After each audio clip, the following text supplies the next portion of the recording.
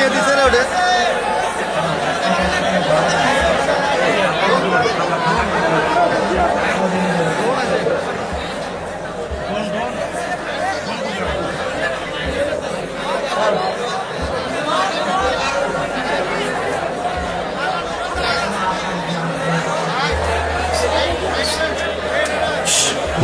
আওয়াজ নয়, আওয়াজ নয়। আপনার খেয়াল করছে যে সোজা এসে এখানে আমার ঘাড়ে এসে পুরো এই যে পাখাটা লাগছে, মনে হচ্ছে আমার ব্লিডিং হবে, কিন্তু আল্লাহ রহমতে আমার হবে কাটে নাই। আপনি ড্রোনটা ধরে রাখেন, যার ড্রোন সে নিতে আসবে ওকে আমি দেখবো যে এটা কে। আস্তাগফিরুল্লাহ, আস্তাগফিরুল্লাহ। কে ধাক্কা দিয়েছে? তুমি কন্ট্রোল করবো আর জিনিসটা। ঠিক আছে, আর ডানে যে বসে যাওয়া ড্রোন আরো রবা না, দেখে দাও। চল, আর কোনো কথা না ভাইজান, বগুড়ার সুনাম ধরে রাখতে হবে, বগুড়ার বদনাম হতে দেওয়া যাবে না।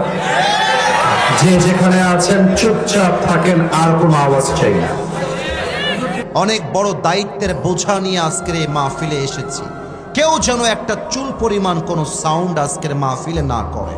আমি সবাইকে অনুরোধ করে একটা কথা বলতে চাই, আমাকে বাধা দেওয়ার মতো দুঃসাহস কেউ করবেন না, এটা আপনি সাহস করবেন না। এর কারণ আমরা যে কথাগুলো মাহফিলে বলি, আমরা বাপ দাদার কথা বলি না, আমরা আল্লাহর কোরআন দিয়ে কথা বলি। এবং আমরা যদি দলিল ছাড়া কথা বলি, আপনি আমাকে ধরতে পারেন, not a big deal. But আমি যদি হক কথা বলার জন্য আপনার বিরুদ্ধে যায়, আর আপনি যদি আমাকে দলের বিরুদ্ধে যাওয়ার জন্য আক্রমণ করতে আসেন, আপনি যেই হন, যুবকরা কিন্তু আপনার পিঠের চামড়া একটাও বাকি রাখবে না বগুড়ার ভাই। এটা আমি শুরুতে ডিক্লেয়ার দিলাম এই জন্য, কারণ আমি হক কথা খুব বেশি বলার জন্য ট্রাই করছি ইদানিং সময়। আমি দেখতে পাচ্ছি অনেক লোক যারা মাহফিলে আসে, তাদের মধ্যে দুই একজন লোক হক কথা সহ্য করতে পারে না। তাদেরকে বলতে চাই, প্রিয় ভাই, তুমি মাথায় রাখবা, এটা 5 আগস্টের আগের বাংলাদেশ নয়, এটা 5 আগস্টের পরের বাংলাদেশ। এখানে আমরা হক কথা বলবো বুকের পাটাকে উঁচু করে। আরে আমরা বিশ্বাস করি, আমাদের শহীদ ওসমান হাদি শিখিয়ে দিয়ে গিয়েছে, বিড়ালের মতো 500 বছর বেঁচে থাকার কোনো দাম নাই, বাঁচতে হলে সিংহের মতো 1 ঘন্টা গর্জন দিয়ে আমরা বাঁচতে চাই। শহীদ ওসমান হাদি যদিও বা সে পৃথিবী থেকে বিদায় নিয়েছে, শহীদ হয়ে গিয়েছে, তবে তার চেতনা এখনো মরে যায় নাই।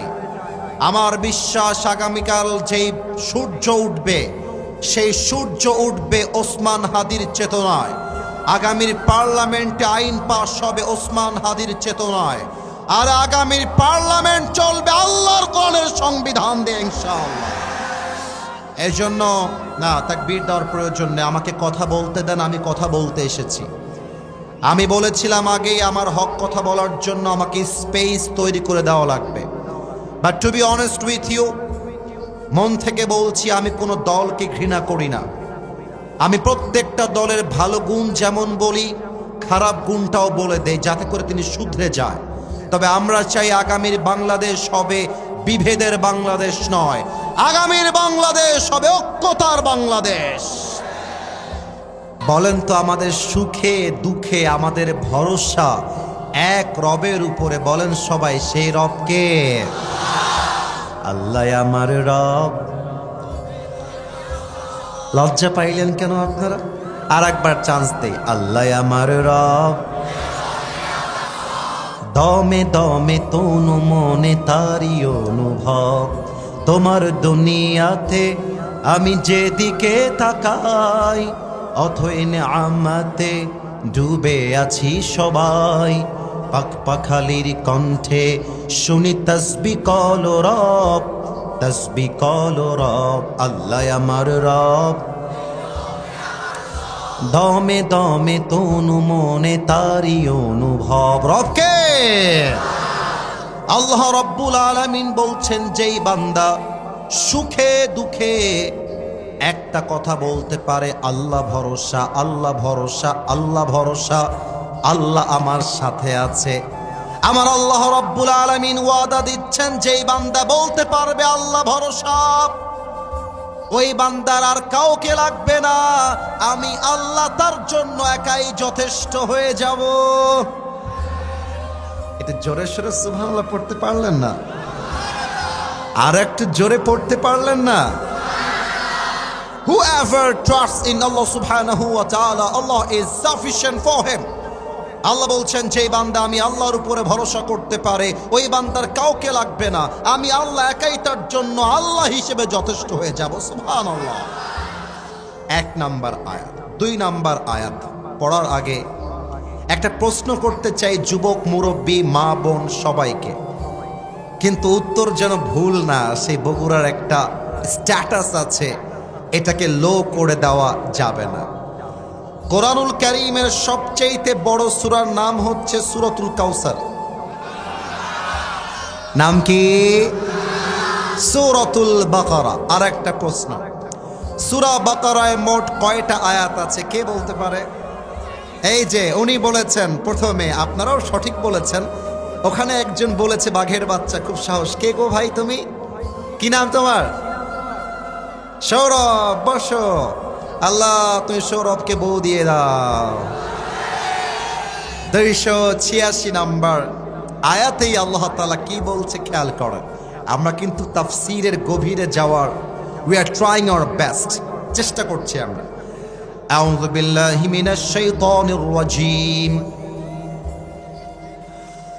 লা ইউকাল্লিফুল্লাহু নাফসান ইল্লা উসআহা।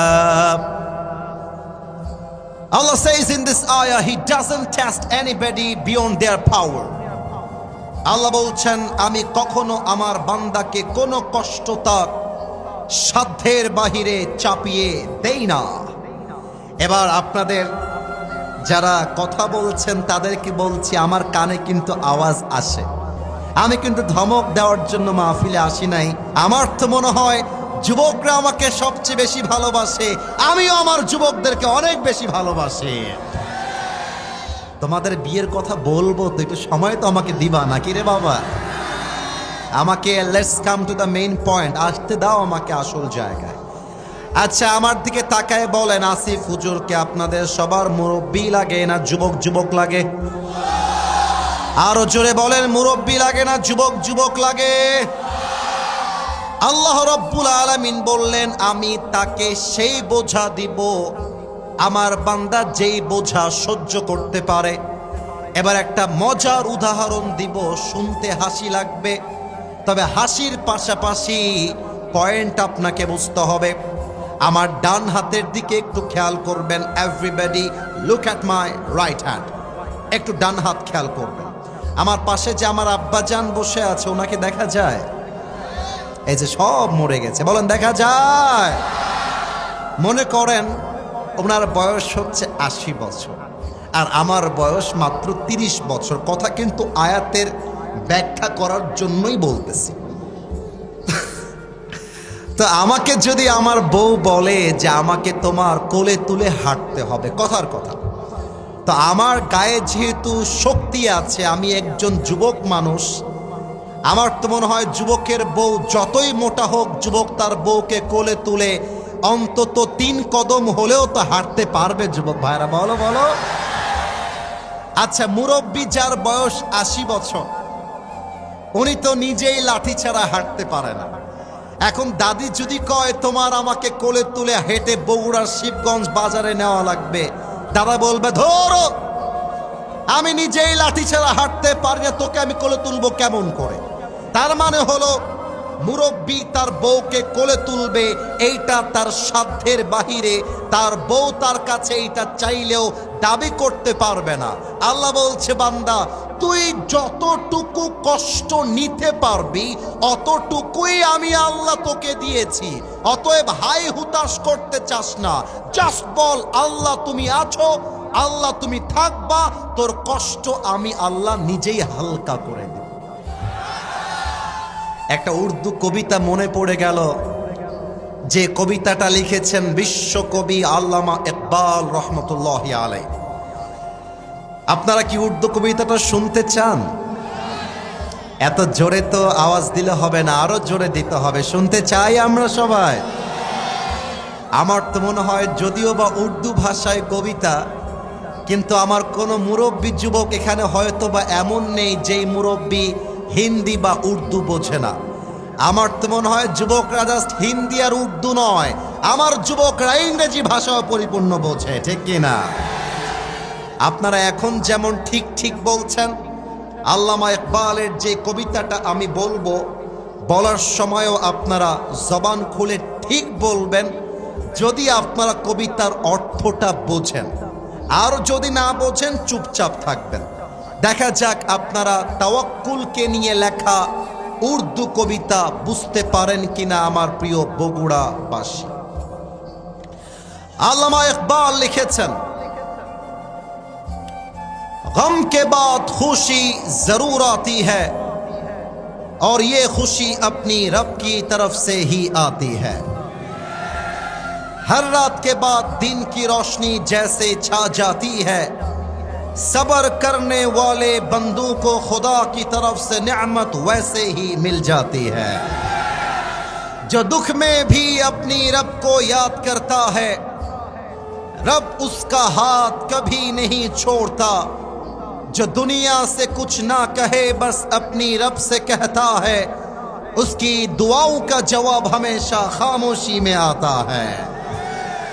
मेरे दोस्त, इसलिए जब तुझे मांगना हो तो उसी से मांग, जब तुझे पुकारना हो तो उसी को पुकार, और जब तुझे किसी पर भरोसा करना हो तो उसी पर कर, क्योंकि भरोसे के काबिल, एतमाद के काबिल, ईमान के काबिल, यकीन के काबिल सिर्फ वही है। वो तेरा रब है, वो तेरा अल्लाह है। এবার বলেন ঠিক আছে কিনা? আল্লামা ইকবাল লিখেছেন, রাতের পরে দিন যেমন আসে, কষ্টের পরে সুখও তেমন আসে। কষ্টের কথা বউকে আগে বলতে যেও না, মাকে আগে বলতে যেও না। সেজদায় লুকিয়ে যাও, আল্লাহকে ডাক দিয়ে বলো, আল্লাহ আমি আমার কষ্টে আছি। আল্লাহ বলছে, বান্দারে যখন তুই সেজদায় পড়ে যাবি, আমি আল্লাহকে ডাক দিয়ে বলবি, আল্লাহ তুমি আমার শেষ ভরসা, আমি আল্লাহর ওয়াদা, আমি আল্লাহ তোর জন্য একাই যথেষ্ট হয়ে যাব। সুবহানাল্লাহ পড়বেন না আপনারা?